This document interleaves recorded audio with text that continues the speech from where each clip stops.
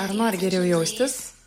Tuomet klausyk, kelkis anksčiau, pradėk nuo šalto dušo, atsisakyk saldumynų ir kavos, pradėk sportuoti, skamba sudėtingai, na, nežinai nuo ko pradėti, o jei turėčiau tau visai kitą pasiūlymą. Na, vienas žingsnis skamba paprastai, norėčiau papasakoti.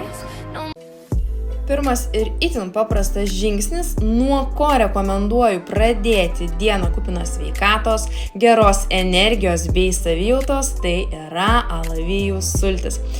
Jų dėka ne tik pastiprinsi imunitetą, bet ir susitvarkysi su virškinimo problemomis, įsivalysi toksinus ir praturtinsi savo organizmą vitaminais C bei vitaminais B3.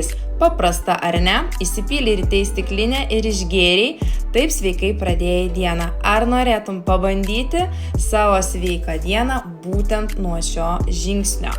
The older I get, the quieter the night. Folks stop calling and the phone quits its fight. I pour another glass. Šiuo žingsniu pradedu kiekvieną savo dieną ir iš tiesų jaučiuosi daug geriau.